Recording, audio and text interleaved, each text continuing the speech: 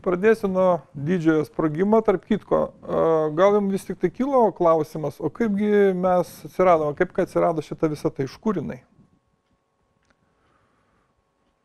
Iš kur jin dabar čia taip staiga ėmė ir atsirado ir kodėl? O gal tai yra tiesiog labai įprastas procesas, kaip jums kvėpavimas, vat iškvėpti, įkvėpti, užsimerkti, atsimerkti. Tarp kitko, kai kalba apie Bramą, tai sako kaip Brama atsimerkia, sako, visata atsiranda. Teko girdėti tokius žodžius. Brama užsimerkia, visata dingsta. Tai reiškia, kad tai yra toks pat procesas, kaip kad jūs kvėpuojat ar mirksit. Ir iš tikrųjų, jeigu pasiklausus kai kurių žmonių, kurie gauna, kaip jie skaito energiją, skaito informaciją tiesiog iš aplinkos, tai vienas iš jų pasakė, kad man vieną kartą pademonstravo, kas tai yra visatų debesis, o gal tiksliau ją pavadinti visatų puta. Kad visatos tai yra kaip atskiras burbuliukas putoje. Jisai čia buvo, blikstelė ir jo nebėra.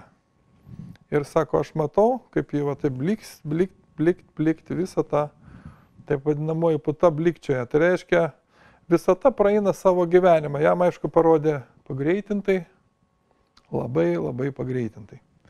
Tai va, mes gal taip toli neįsim šį kartą. Pagalvokim tiesiog, kad va, ėmė ir gimė mūsų visata.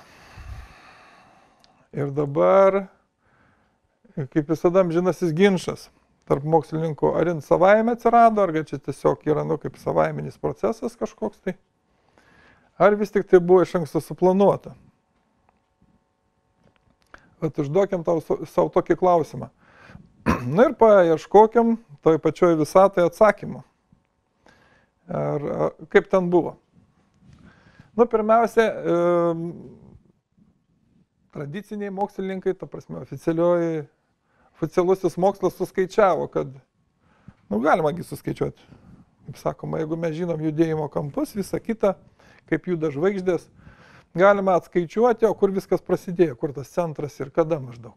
Ir suskaičiavo, prieš 14 milijardų metų, kažkada atsirado vienas taškas, vienas vienintelis taškas, aišku, jis netokio didumo, bet buvo žymiai mažesnis.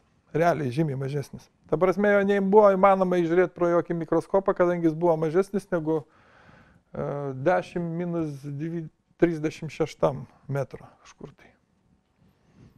Va.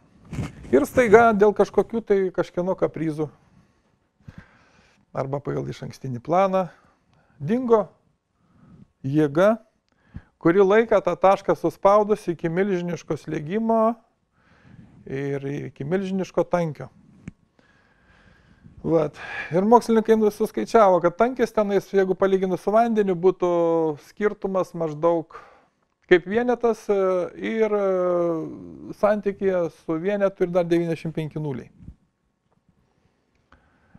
Tai palyginimai galiu pasakyti, kad jeigu mes paimtumėm dabar kokį nors brandolį, geležies, ten magnio, dar kokį nors, nurinktumėm visus elektronus ir pamatuotumėm, kokio tankio tas yra ta masė, kur ten susiklijuoja protonai su neutronais, tai gautųsi tik 10 ir 38 nuliai. O čia vos ne 3 kartus daugiau. Žodžiu, tai yra siaubingi skaičiai. Užtat, kai išsiplėtė visas tas taškas, kas atsitiko, tai vyko kaip sprogimas. Dėl ko mes vadinam sprogimu. Iš tikrųjų, tai yra didžiulis, milžiniškas išsiplėtimas.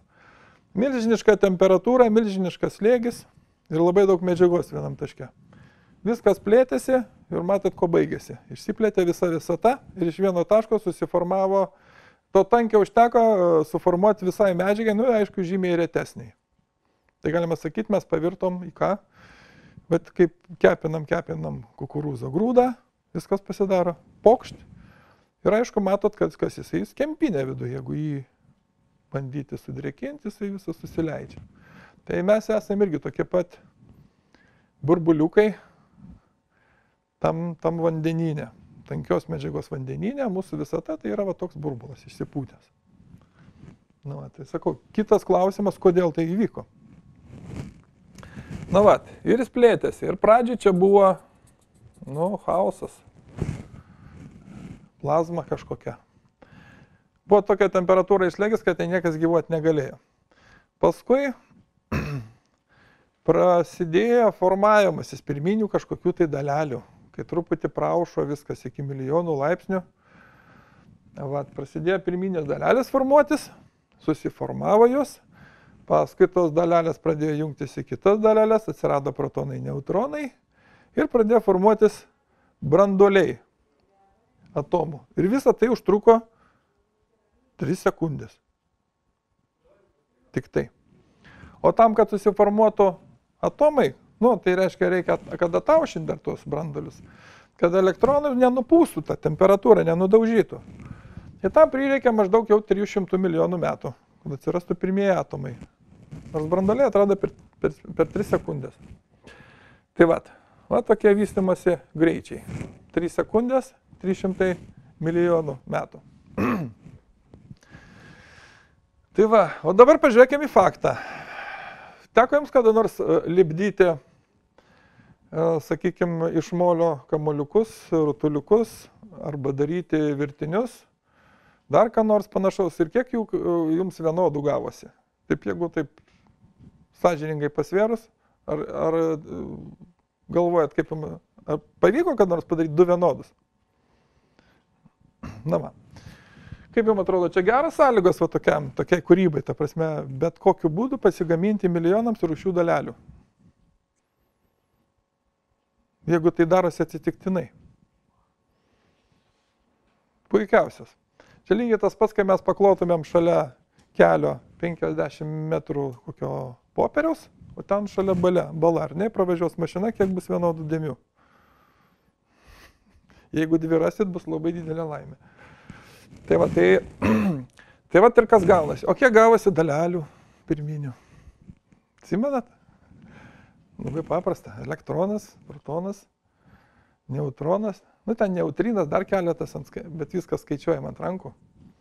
Vietoj to, kad gautųsi 100 milijonų rūšių. Suprantat, kur lenkiu? Tai reiškia, kad jokios čia laisvos kūrybos nebuvo. Tai reiškia, dalelės formavosi pagal iš anksto numatytą planą arba brėžinį. Va tokiu būdu, kaip sako, žmonijai po nosim guli įrodymas, kad buvo kūrėjas. Koks jis ten buvo, tai yra kitas klausimas, kokio jis ten lygio. Vat. Žodžiu, mūsų visa tai yra sukurta pagal iš ankstinį planą.